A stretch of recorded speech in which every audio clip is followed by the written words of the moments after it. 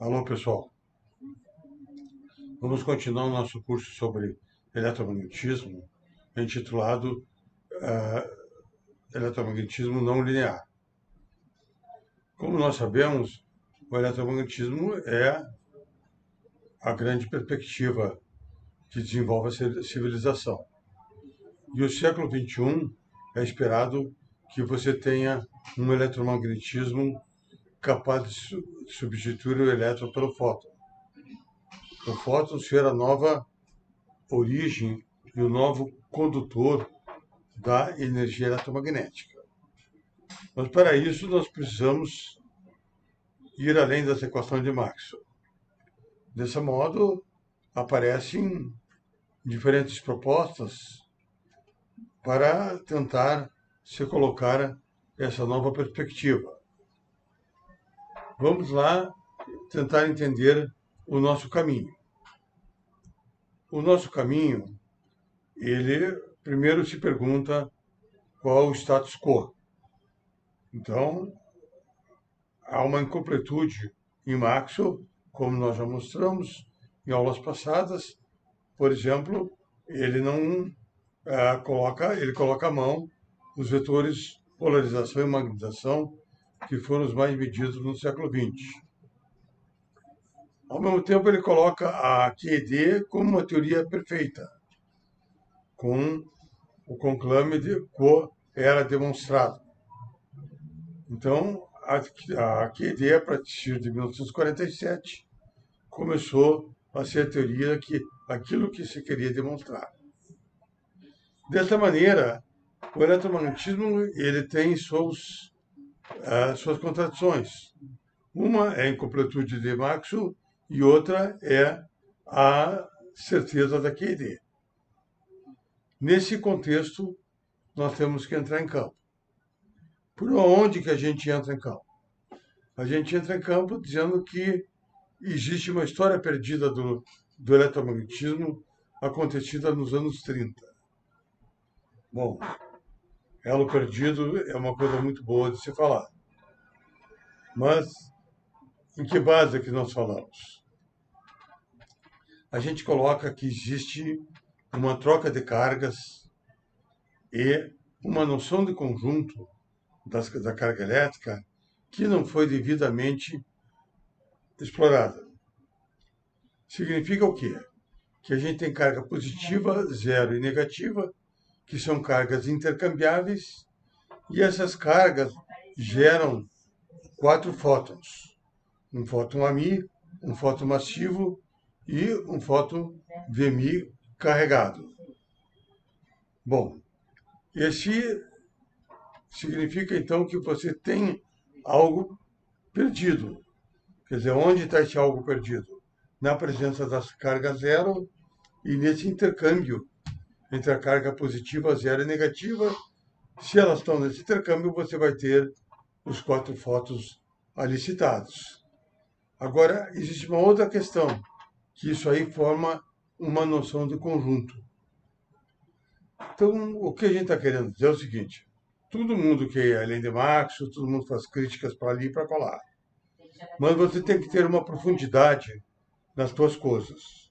A tua profundidade vem em saber colocar novas estruturas.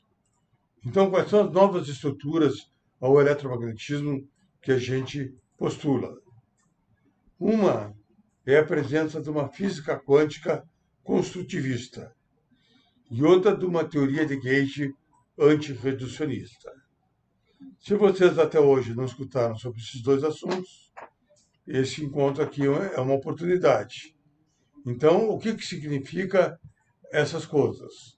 O que significa uma física quântica construtivista? Voltemos ao átomo grego. O átomo grego, como nós sabemos, desde Leucipo e Demócrito, ele vem naquela busca pelo último constituinte. Isso também aconteceu na China, certo? E vamos dizer, na Grécia, em Empédocles falava em fogo, ar, terra, fogo, ar, terra, mais outra coisa. Bom, daí aconteceu o seguinte, vamos dizer, essa essência do átomo grego, ela perseguiu a física nos últimos 2.500 anos. Em 1900, Planck concebe a noção de quantum, quer dizer, a existência de pacotes de energia. Aqueles pacotes de energia, que seriam as partículas, eles teriam números quânticos. Esses números quânticos seriam o spin, as cargas, a massa, as simetrias discretas. Então, o átomo grego agora foi mais a fundo, vamos chamar assim. Então, um elétron descoberto em 1897, agora não era simplesmente um átomo grego, mas seria um pacote de energia com determinados números quânticos. E assim a física começou a ser construída no século XX. E nós citaremos que essa física compõe 3 manifestações de quantum. A primeira, a conhecida de Planck, que é a granularidade clássica. Então, desde o elétron ao fóton, enfim, todas as partículas que foram sendo descobertas, como o próton, era o sentido de estudá-la dentro de uma mecânica, de uma maneira mecanicista, seja clássica ou seja relativística. Então, como nós sabemos, o fóton se transformou num quantum de Planck em 1923, através da conservação de energia-momento relativística. Daí surge, em 1925, a mecânica quântica, trazendo, a partir de 24, com de Broglie, a questão de onda-partícula. Então, foi uma nova maneira de começar a ver o elétron, o fóton e os demais quântum. E a gente pode dizer que desde 1927 até hoje, a física foi predominada por uma teoria de campo atomista. Quer dizer, essa visão de quantum criou uma teoria quântica de quantum, mas queremos dizer que é atomista. Por quê? Porque faltou uma complementação ou uma continuação da visão construtivista. O que seria construtivista? Ver o quantum à parte, inserida no todo. Então, é o que a gente chamaria a chegada de um whole quantum, um quantum que pertence a um determinado conjunto. Esse seria um pré-estudo necessário para se entender a perspectiva do novo eletromagnetismo. Bom, vamos então entender o que é um quantum construtivista. Seria uma terceira manifestação quântica. Quer dizer, além da granular, a onda-partícula teria essa perspectiva. E essa perspectiva quer dizer a noção de quantum a partir do conjunto. O que quer dizer com isso? Quer dizer, a física existiria não uma física puramente atomista, você pegar um elétron, interagir com o fóton de uma maneira atomista, o elétron e o fóton separadas, partículas separadas interagindo, mas a existência de uma física de agrupamento. O que seria uma física de agrupamento? Uma física não atomista, admitir a natureza sobre a ação de conjunto. Bom, essa seria uma mudança bastante forte. E para você mudar um paradigma, você tem que saber introduzir princípios, os princípios que abram essa perspectiva. Dessa maneira, nós tentamos discorrer sobre a existência dos princípios de associatividade, do confinamento e de complexidade como perspectivas para se entender a natureza sobre a ação de conjunto. A associatividade seria como um princípio básico da natureza, do universo.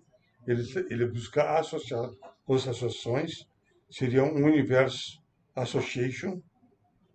O confinamento está a dizer que aquela visão atomista foi interrompida, porque você não pode mais medir.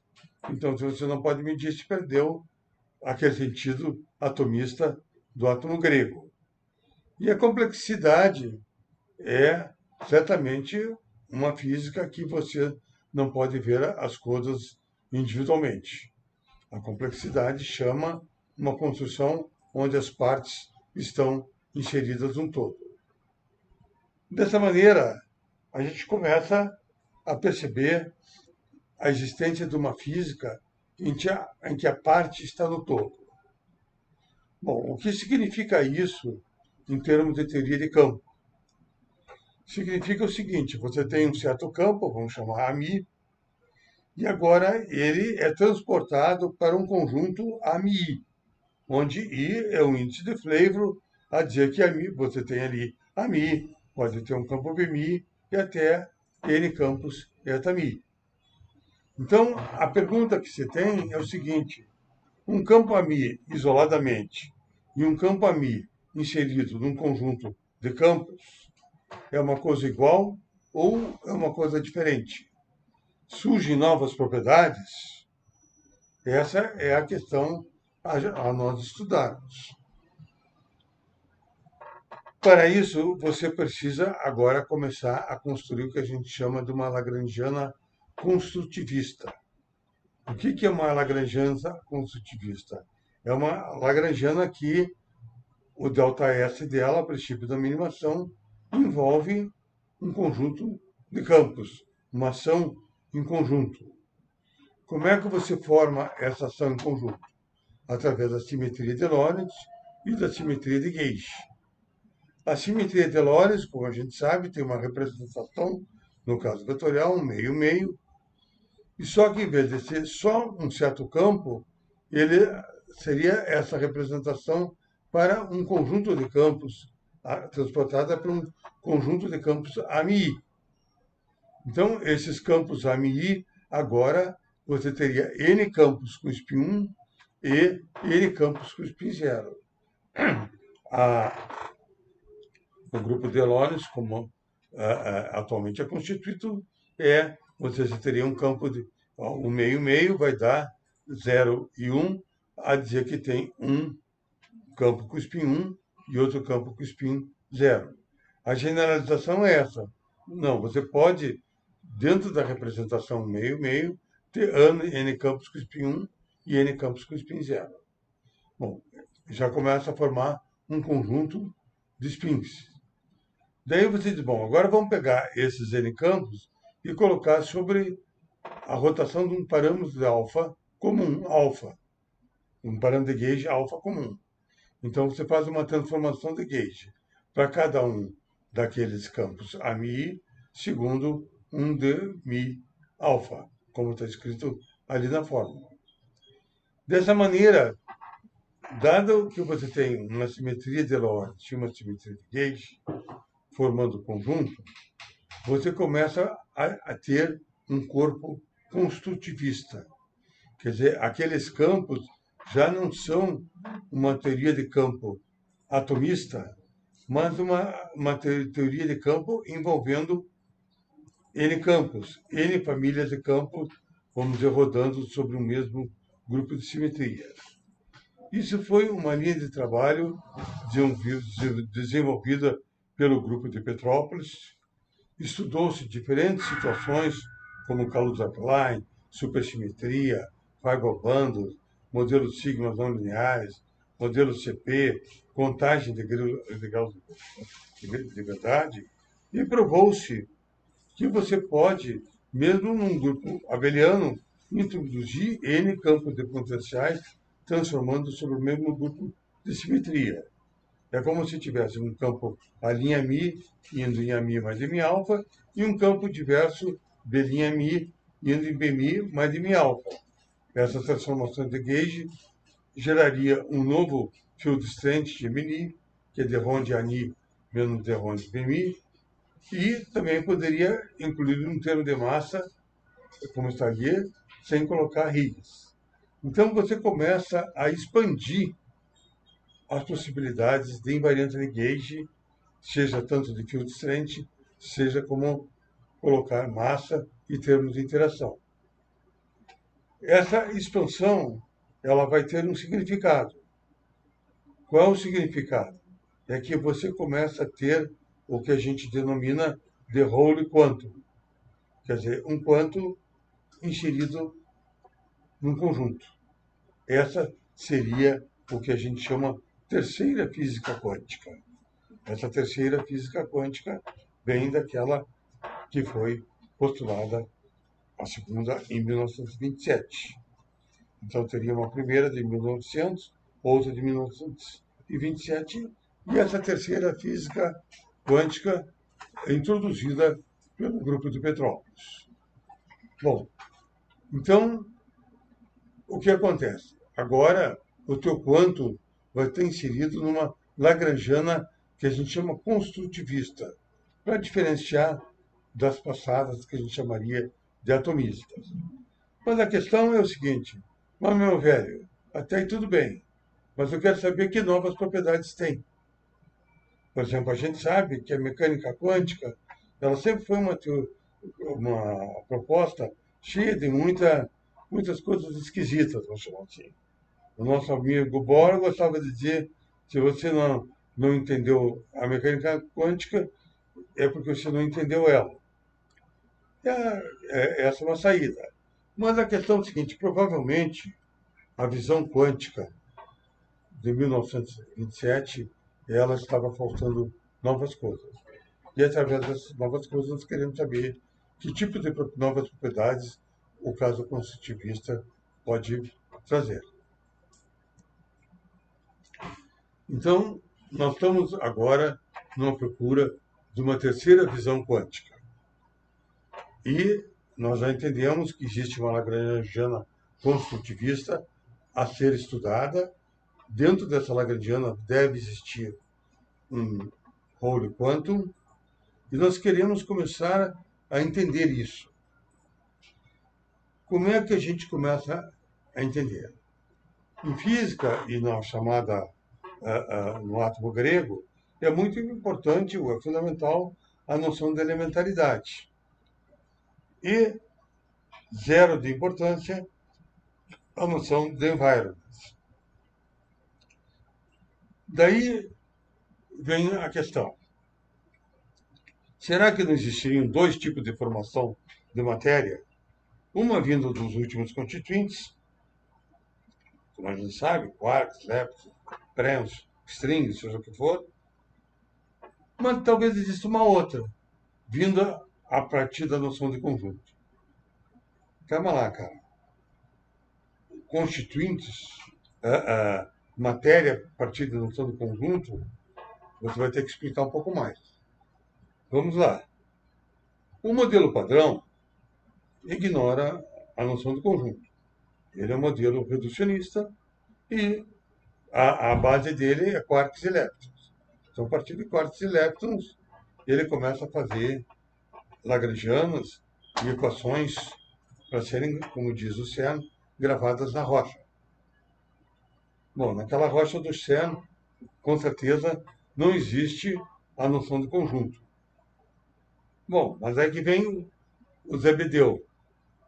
O Zebedeu, ele diz, vem cá, cara, não existe também na natureza associatividade, não existe confinamento e não existe complexidade. Essas noções, elas devem ser submetidas à visão atomista. Zebedeu não gosta de a noção de conjunto ficar à parte. Ele resolve explorar. Daí ele diz o seguinte, bom, para não estar criando polêmica, vamos discutir o que é física e o que é biologia. Nós sabemos que elas são duas ciências da natureza. Então, elas devem ter pontos comuns. são ciências da natureza, entendeu?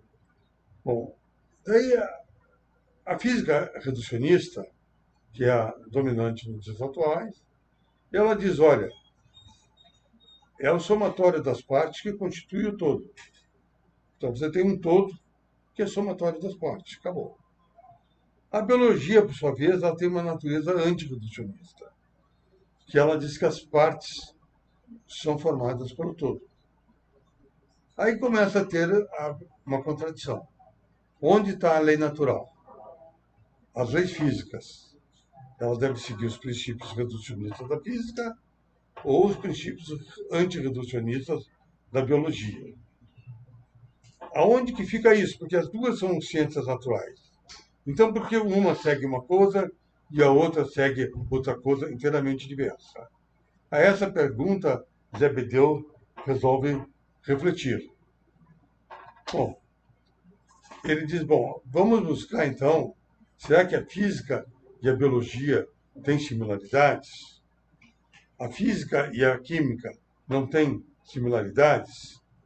Os números quânticos de partículas não têm números quânticos atomistas?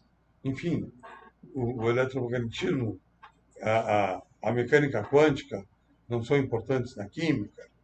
Então, a gente começa a ver que entre a física e a biologia, o que a gente sabe é que tem pouca conexão. Mas aí vem a questão a ser interrogada. Vamos começar com Darwin. Darwin, em 1859, escreveu o famoso livro A Evolução das Espécies. E ali, a base é que ele diz que tem uma relação entre espécies, que em biologia é chamado de variedades também, e meio ambiente. Então, isso já antes de Darwin, o outro que eu esqueci agora o nome dele, em 1700 e pouco, já falava isso. O Darwin, ele incluiu mais nisso a seleção natural.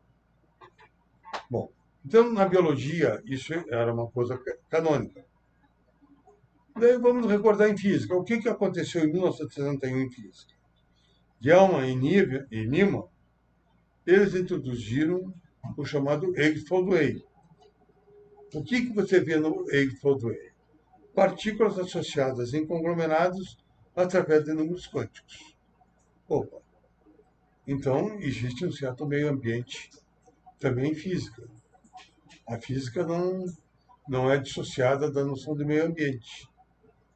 A física, ela tem partículas, mas tem padrões.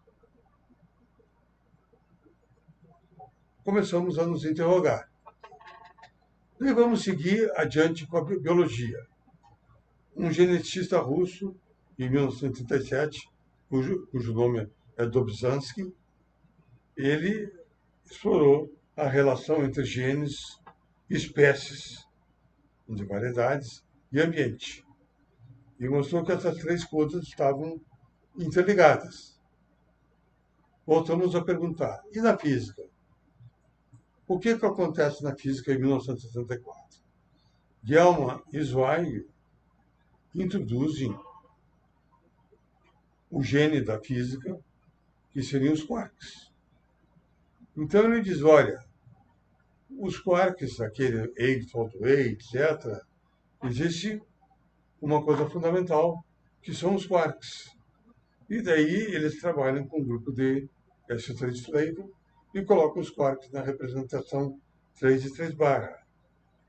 E a partir daí eles começam a gerar conglomerados. E partículas, né, como representações do grupo S3 Flavor.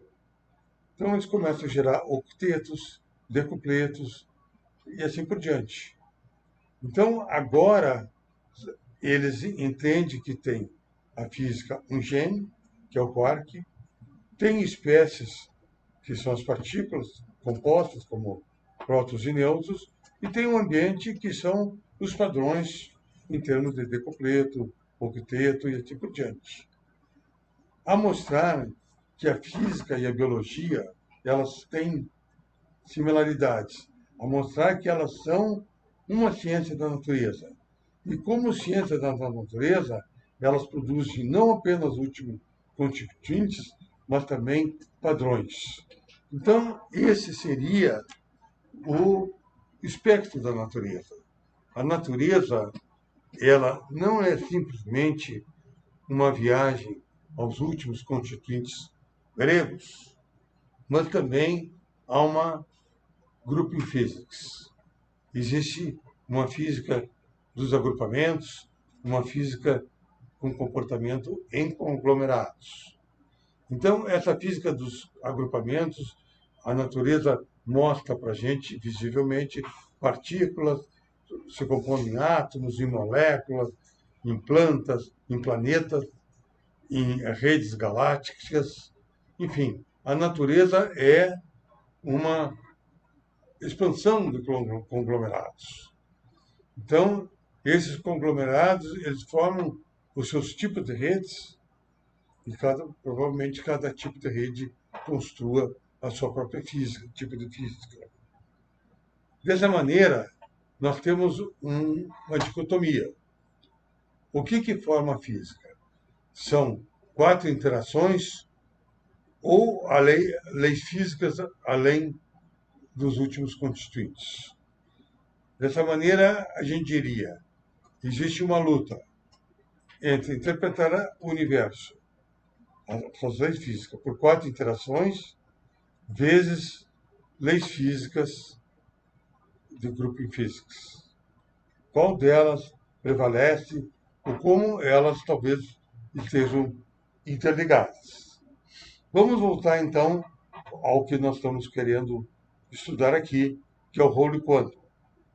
O que o rolo quântum traz? Ele traz uma passagem da perspectiva atomista para a construtivista. Agora, um campo AMI não é mais visto isoladamente, mas dentro de um conjunto interligados com outros campos. Dessa maneira, abre-se uma nova constituição quântica que nós chamamos a terceira fase da física quântica. Agora nós queremos ver que tipo de manifestação quântica acontece. Quer dizer, nós queremos ver quais são as propriedades, quais são as qualidades. E, como terceira manifestação quântica, a gente começa a observar que existe uma interligação entre elementaridade, ambiente e variedade. Foram os tempos que a física era só elementaridade. Foram os tempos que o eletromagnetismo seria feito pela elementaridade entre elétrons e fótons. Foram-se os tempos da QED.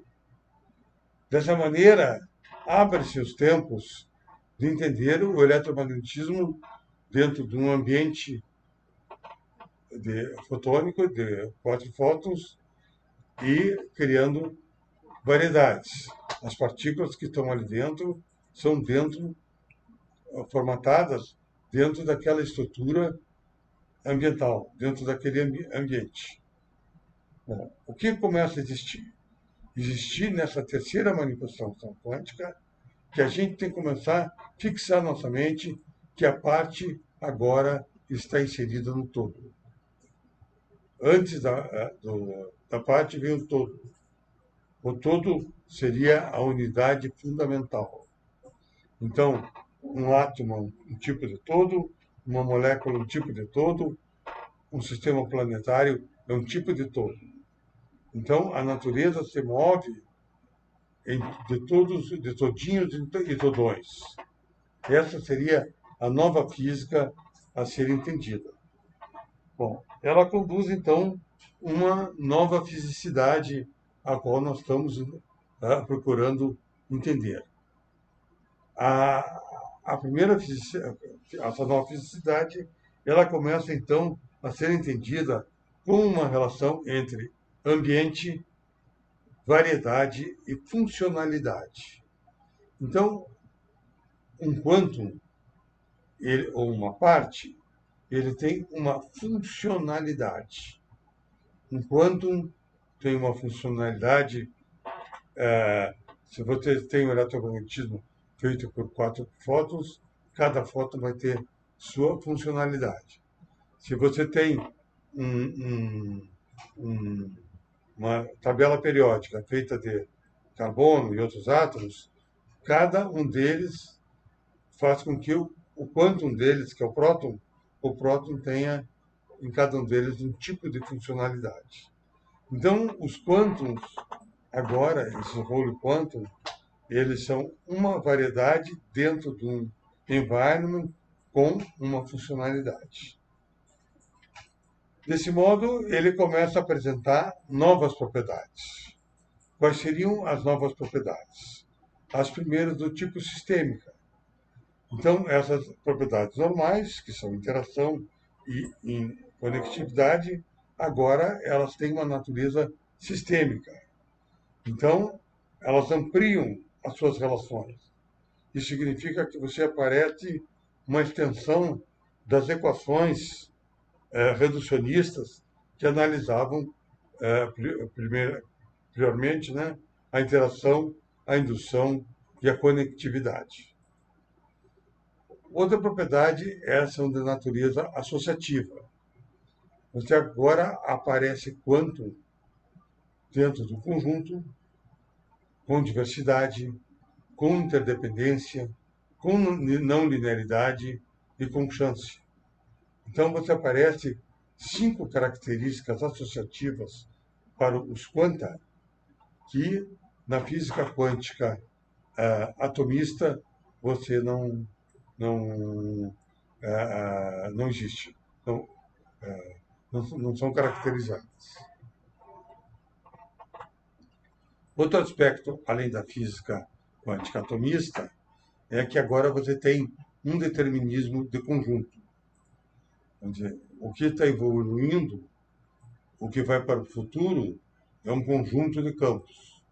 E esse conjunto ele tem uma diretriz, tem uma circunstância a ser explorado pela sua lagrangiana construtivista.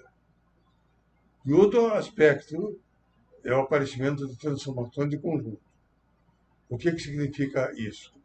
Que aquele conjunto provoca naqueles quanta que estão embebidos crescimento, evolução, emergência. Aí está mal escrito. O crescimento a partir da propriedade de não linearidade, a evolução a partir da propriedade de chance e a emergência a partir da propriedade de circunstância. Então, aquelas propriedades que aparecem devido ao teu quanta estar agora embebido no conjunto, elas são as bases para que aconteçam transformações daqueles quanta, uma transformação de conjunto, trazendo as perspectivas de crescimento, evolução e emergência. E, por fim, traz uma nova perspectiva também, que é o quanta complexo. É o quanta agora que ele se comporta como uma sinapse. Ele tem diferentes interconexões com os outros campos. Dessa maneira, esse quanta complexo se torna o fundamento para padrões construtivistas, que é outra maneira de olhar a física do universo. Dessa maneira, nós estamos aqui querendo mostrar que existe um terceiro tipo de física quântica, que é uma física quântica construtivista, com um quantum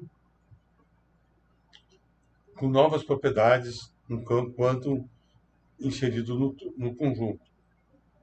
Tudo bem.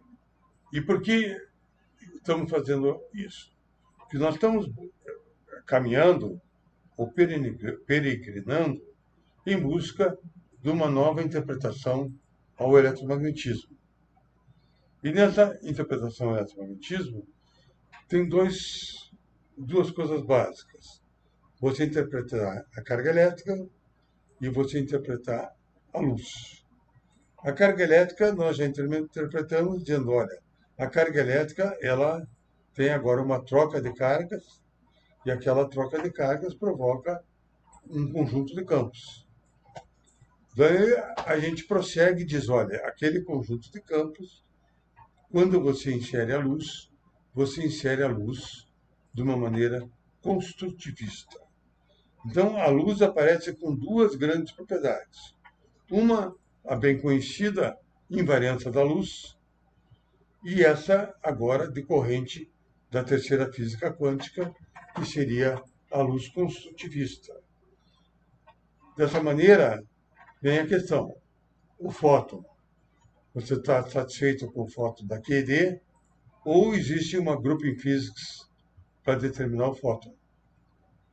Dessa maneira, essa troca de cargas desse conjunto mais zero menos, que vai dar aquele conjunto AMI, UMI, MI mais ou menos, você tem ali em AMI o fóton. E esse fóton que está naquele conjunto, ele agora é o fóton construtivista. A isso que nós temos que saber interpretar, quer dizer, criar equações e saber novas propriedades. Então, nós temos que começar a colocar na nossa cabeça que existe uma física da luz baseada numa grouping Lagrange, quer dizer, uma Lagrange construtivista, onde nós temos que evoluir daquele fóton do Planck, aquele fóton da QED, para um fóton associado a um conjunto de 4 fótons. Essa é a nossa dedução. Então, não existe um fóton, existe um conjunto de 4 fótons. E você tem que admitir isso. Essa é tudo o corpo teórico que nós estamos construindo. Aí vocês não, seu corpo teórico está errado por aqui e está aqui. Se você admitir, você vai dizer, olha, então existe um conjunto de 4 fótons. É um erro do eletromagnetismo atual, seria um erro do eletromagnetismo atual não admitir a presença de 4 fótons. Essa seria a nossa assunção. Bom, então isso ficou claro como um primeiro ponto para um novo eletromagnetismo. O segundo ponto é que você tem que buscar uma nova teoria de gauge antirreducionista, que a gente também chama uma lagrangiana construtivista, e no caso a gente está explorando uma lagrangiana construtivista sobre a simetria U1, a mais simples possível.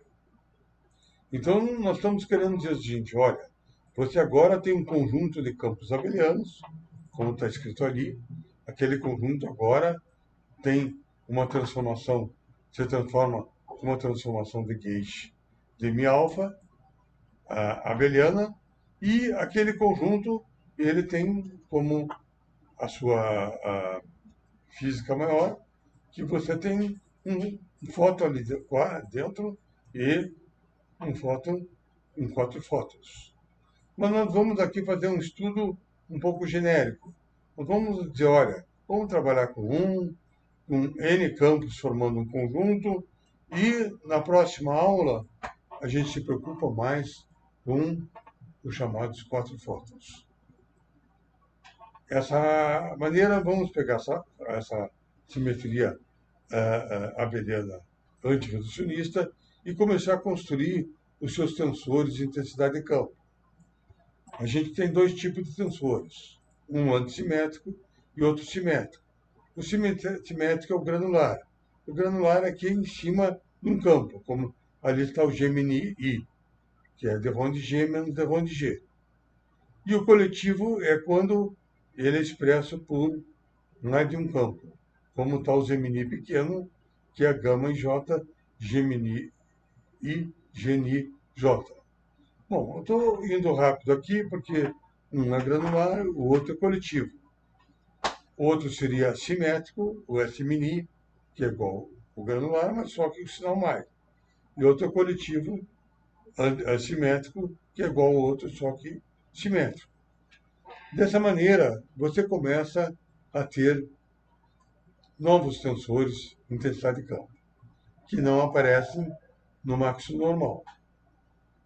Como prelúdio, a gente começa a dizer, quem é esse campo coletivo? O que esse cara está fazendo aí? Mais tarde, um dia, quiçá, você verá que ele faz o papel dos vetores de polarização e magnetização. Esses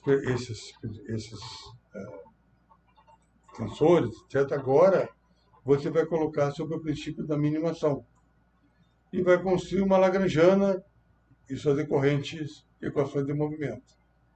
Então você agora consegue construir uma lagrangiana com a simetria 1 construtivista, com termo cinético, de interação, outro termo a gente chama semitopológico, vamos discutir aqui, e termo de massa e gate fixing.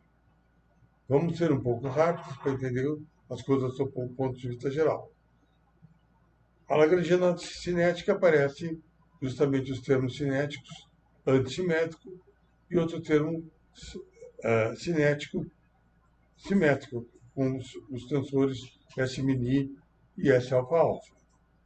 Qual é a primeira novidade? A primeira novidade foi justamente que começa a ter não apenas termos antissimétricos, como simétricos.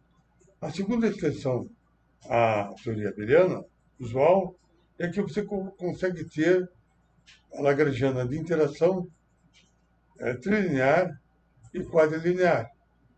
Então, você começa a ter, mesmo a nível abeliano, autointeração.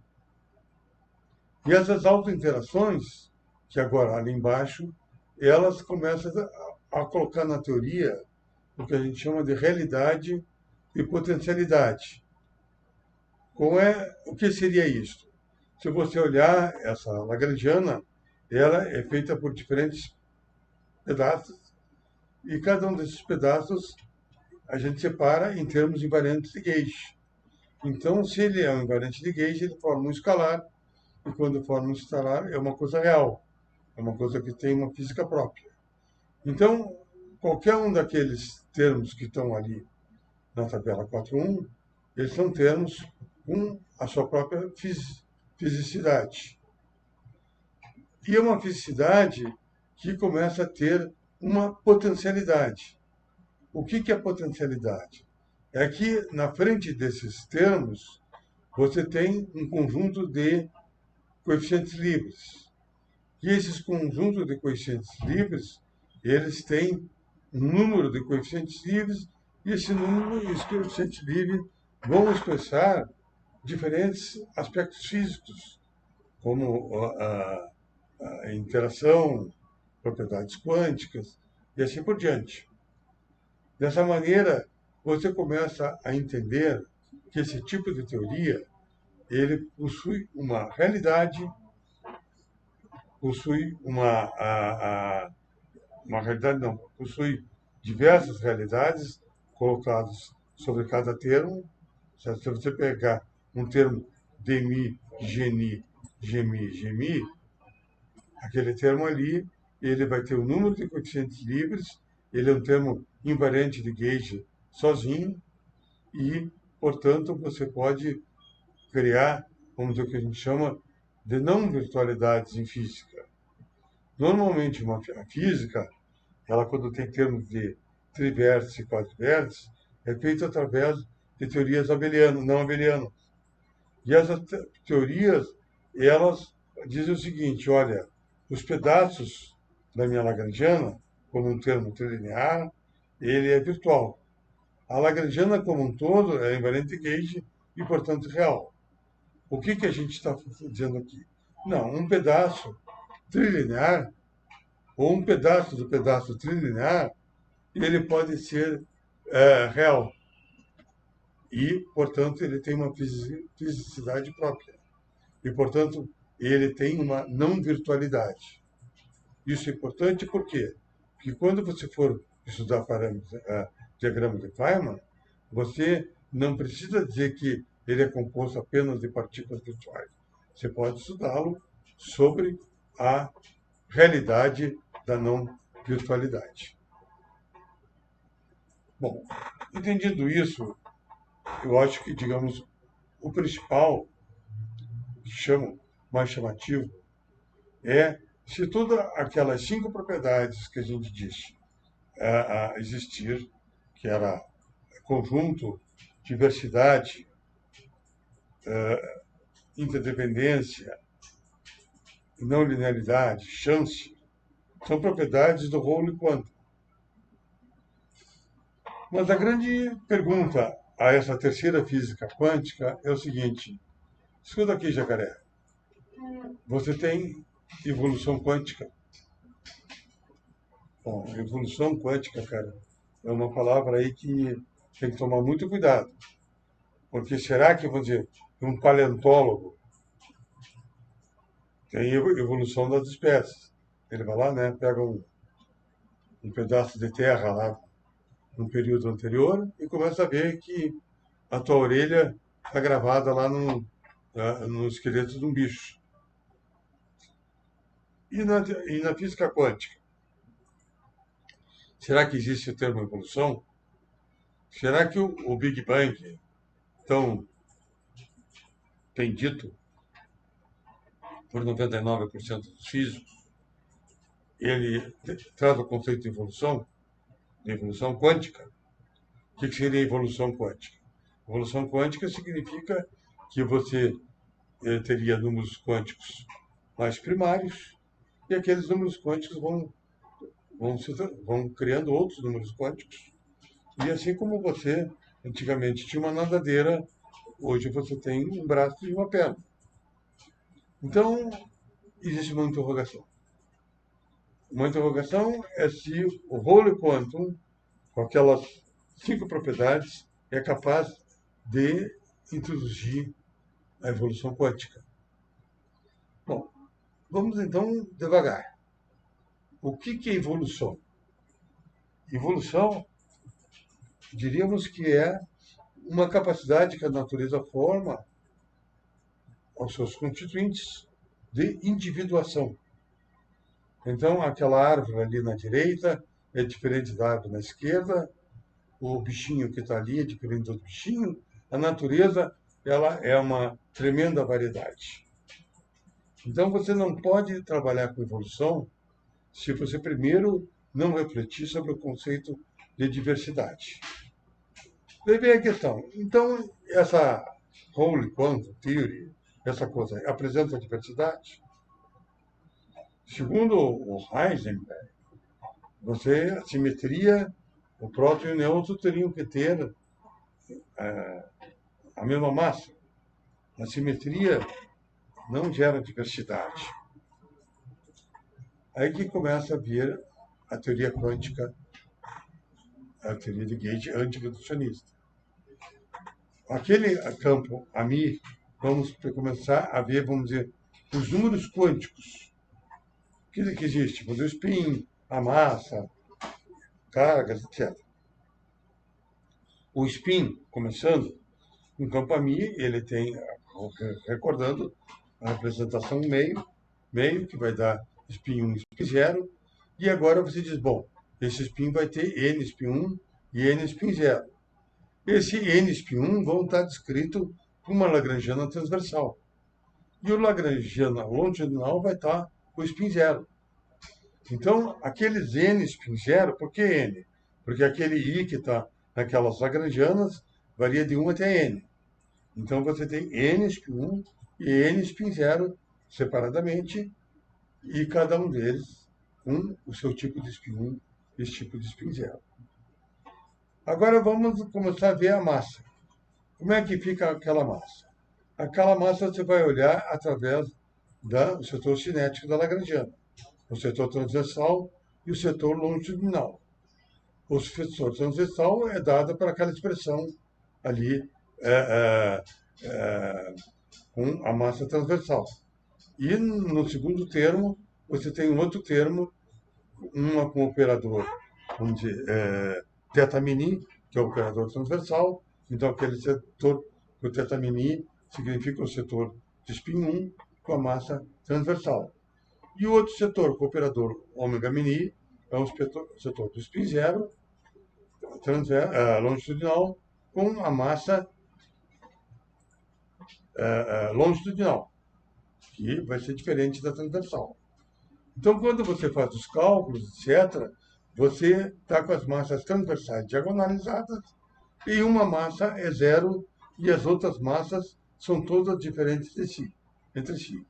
Então, essas massas, quando você calcula, elas são função de certos parâmetros livres da teoria, e uma massa é zero, o que vai bem de acordo com o escopo dessas teorias de Gauge antirreducionista. Por quê?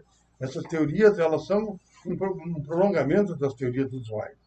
E se na teoria usual, numa QED, você tem uma massa zero obrigatoriamente, você tem que ter uma massa zero obrigatoriamente zero. Mas você pode ter outras massas. Então, essa é a nossa diferença. Todo o estudo do mecanismo de Higgs, qual foi? Em 1954, foi visto que não podia ter massa zero em Yang-Mills. Tudo bem, isso continua existindo. Mas isso não permite que você não possa introduzir outros campos e aqueles campos sejam ativos. Esse é o pulo do gato que nós temos aí.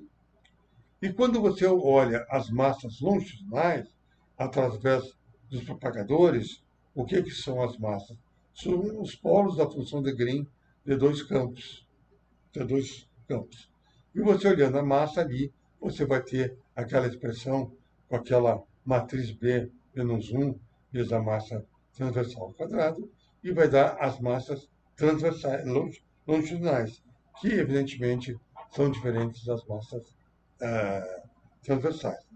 Dessa maneira, nós queremos dizer o seguinte: você tem agora também uma diversidade de massas, e elas são diversas transversalmente e são diversas longitudinalmente.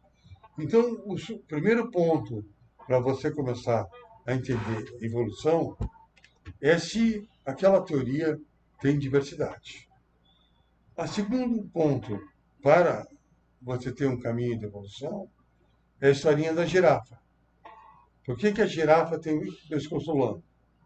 Ela tem pescoço longo porque a natureza permite adaptação.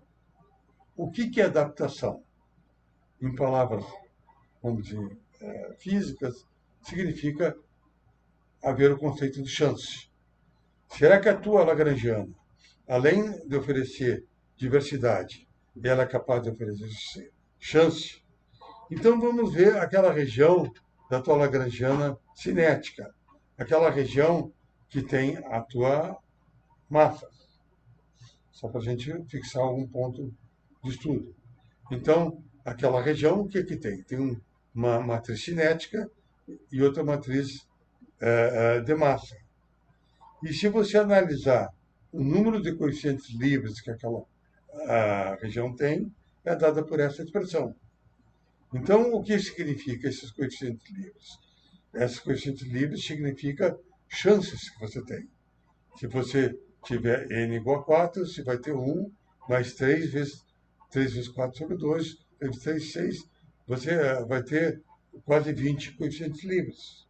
Então, esses 20 coeficientes vão estar agindo na tua lagrangiana cinética, permitindo as tuas girafinhas, os teus termos cinéticos que estão se propagando, criarem seus pescocinhos. Então, a sua lagrangiana começa a ter uma coisa que é perigosa a falar, mas a gente vai daqui a pouco falar, que é free will. Bom, aí tem uma coisa aí, tá? Eu vou falar aqui em palavras, que devia estar um terceiro elemento de evolução, que é a participação do chamado free will. O free will, o que é? São esses coeficientes livres. Se você voltar naquela lagrangiana com essa aqui, com a realidade. Aqui, o número de coeficientes livres significa o free will que aquela lagrangiana tem. Aí que a gente começa a divergir de Darwin. Qual é a questão da divergência? É que o Darwin ele falou o seguinte: olha, a evolução é feita com adaptação e essa adaptação seria randômica. Então, o que é randômica? Você dá para a girafinha coeficientes livres e ela vai lá, dando aqueles coeficientes livres, subindo o pescoço dela. A teoria de Gage reducionista, antirreducionista, ela diz, não, tudo bem, tem isso que a gente chama, em teoria de Gage, circunstância, mas tem outra coisa que se chama diretriz. O que é diretriz? Seriam as propriedades físicas oriundas do parâmetro de Gage alfa, como a lei de conservação. Se você vê o teorema de Noether, se você vê as identidades, cargas conservadas, seja de Bianchi, ou seja das equações de movimento, você vê as leis de conservação, o de mi teta mini igual a f mini, né, de energia-momento, lá, aquelas equações. Então, o parâmetro alfa, ele diz, olha, existe uma diretriz nisso aqui. E daí você vai misturar nessa tua lagrangiana diretriz e circunstância como o terceiro caminho da tua evolução. Daí, quando você começa a dizer, bom, agora eu quero começar então a ver um pouquinho essas coisas em termos, aquelas propriedades físicas que você falou, aquelas 5 propriedades físicas, em termos de equação de movimento. Então, se eu começar a tirar da minha lagrangiana as equações de movimento, eu vou dizer aqui rapidamente a primeira coisa que você começa a ver, que elas têm uma fonte dependendo do próprio campo.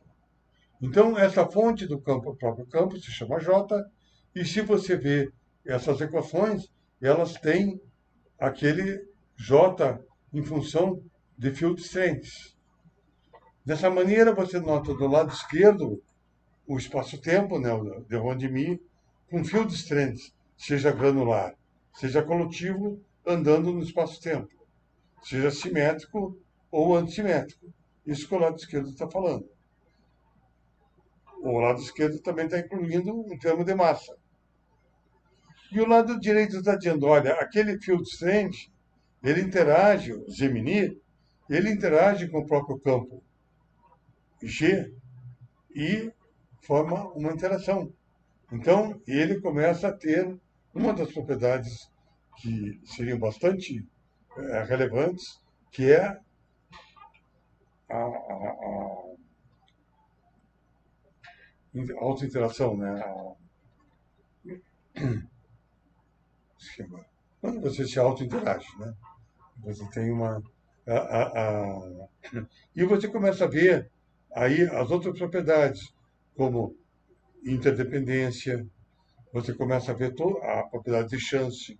Todos os parâmetros, todas essas interações têm um parâmetro beta-i, rho-i e assim por diante, e esses parâmetros são justamente free coefficients. Então, dessa maneira, você começa a ver que a tua própria equação de movimento, ela imprime aquelas 5 propriedades que são fundamentais para a evolução. Começa você ter uma coisa de, será, cara, que existe o conceito de evolução? Vamos seguir em frente.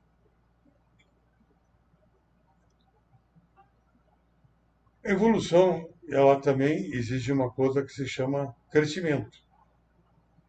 Bom, o que significa crescimento em física? Você agora, como você está com o teu rolo enquanto dentro de um conjunto, aquelas tuas equações são todas interligadas e elas formariam, vamos dizer, um bloco que você pode chamar de equações de estado. E aquelas equações de estado estão tendo uma dinâmica no espaço-tempo E essa dinâmica, ela está desenvolvendo não apenas campos, né, como partículas inseridas nesses campos. Daí você diz, bom, então eu quero ver, a minha questão mais é quanto. Eu quero ver como é que esses quanto eles evoluem, como é que eles crescem, né? Como é que da onde veio uma baleia, né? Algum bicho menor, ela foi um dia na vida. Eu disse, bom, você vai ter que ver aqui o teu crescimento através da tua teoria de gauge antirreducionistas, quer dizer, através das tuas respectivas equações. Daí você reescreve aquelas equações de movimento e diz, eu quero ver ela explicitando mais os meus números quânticos. Então vamos nos fixar, para não ser muito difuso, na massa. Então, o que acontece? Você começa a ter um tipo de massa, primeiro, aquele tipo de massa que aqui, infelizmente, não foi escrito. A massa normal que aparece numa equação de movimento. E essa seria a massa tipo energia, certo? Quer dizer, o M2, a mi, uma massa. Daí você começa a ter o seguinte, então esses campos, eles começam também a se associarem. E essa associação de campos, será que não começa a gerar outros tipos de massa? Daí em física tem o que a gente chama de termo de London. O termo de London, aí nessa equação, é escrito como o termo L a mi, L mi. Então a gente escreve mi, L mi a t. O que significa? É um termo de London transversal antirreducionista. Isso que a gente está desenvolvendo ali. Então, se você pegar esse termo e expandir ele, você nota que ele tem, vamos dizer, você está agora associando campos. É um termo trilinear. Mas você tem ali uni, uni, e no lado direito, depois do colchete, o campo ami. Então, esse uni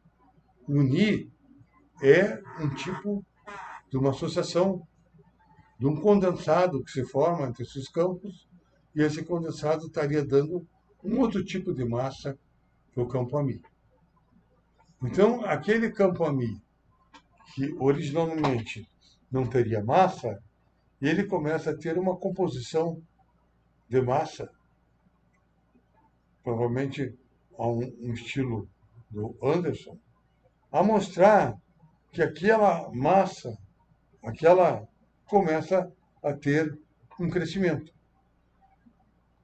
Dessa maneira, você começa a ver, nos outros casos, se você ver a massa do campo uni de London, tem um termo ani, ou vim mais, vim menos, enfim, os campos se associam a nível trilinear e começam a dar um crescimento na massa dos termos originais da Lagrangiana, dos termos.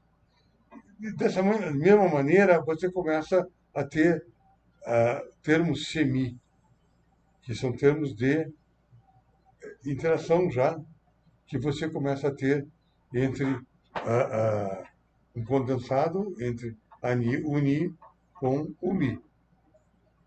Bom, dessa maneira você começa a ver que as tuas constantes, etc., começam a ter modificações.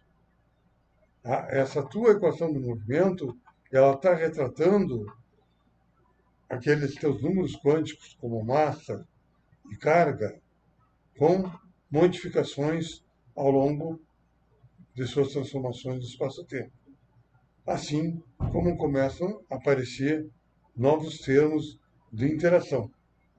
Certo? Você começa a ter um termo, por exemplo, na JMI AT, com a interação entre F-mini e uni. Então, o teu campo, o teu fóton massivo interage com o teu campo elétrico magnético do teu fotovisual sem massa. Então, isso aí começa também a ser um novo tipo de transformação, um outro tipo de caminho de evolução do teu quantum.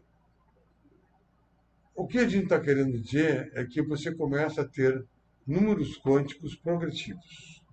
Isso aí a gente está falando, vamos dizer, a grosso modo, lendo numa leitura dessa equação. Por que a gente diz que tem números quânticos progressivos? Porque esse deve ser um princípio da natureza. Porque se a natureza se move em conjunto, vamos dizer, se você tem um conjunto Wave-Foldway, e aquele conjunto Wave-Foldway, ele forma um átomo, aquele átomo tem novos números quânticos que não são o do Wave-Foldway. Então, os números quânticos, eles têm transformação, e a transformação deles, eles vão criando novos conglomerados. A perspectiva é essa, que a natureza seria uma evolução de conglomerados. A natureza gera conglomerados e padrões em evolução. Então, a evolução não é olhar, pegar um objeto, uma massa, um determinado campo, e ver como é que ela se transforma no espaço-tempo. A evolução é ver como é que os números quânticos eles vão tomando identidades diversas a partir das suas equações. Bom, dessa maneira, nós começamos a ter uma conclusão. A nossa conclusão é que realmente falta na física um terceiro tipo de quantum. A física, vamos dizer, do quantum granular, ela teve problema, como a gente sabe, com a série espectroscópica de Malmer. Daí foi resolvida com o spin e com a chegada do quantum da onda-partícula. O quantum onda-partícula é o final da história? Essa é uma pergunta. Ele tem problema, como as esquisitices de mecânica quântica, que todos nós sabemos, tipo tunelamento, tunneling. Então, surge a questão, será que não existe um terceiro tipo de quantum? Esse é o nosso estudo. Então, nosso estudo é que existe um quantum construtivista a ser incorporado na física quântica. E por que nós estamos falando aqui nessa aula? Porque esse quantum construtivista vai ser básico para um novo tipo de luz, que é a luz associativa. Então, essa luz associativa vai se incorporar à luz, à invariância da luz, para criar uma nova perspectiva ao eletromagnetismo. Todos nós sabemos que o eletromagnetismo precisa ser, vamos dizer, acrescentado. A questão é como. Atualmente, existe cerca de 57 modelos fazendo propostas. A nossa proposta será através da troca de cargas, introduzindo a noção de conjunto, e um conjunto de campos, e essa noção de conjunto introduzindo uma luz construtivista. Essa luz construtivista que a gente acredita ser uma nova fase, vamos dizer assim, ao eletromagnetismo. Bom, muito obrigado e sigamos, né?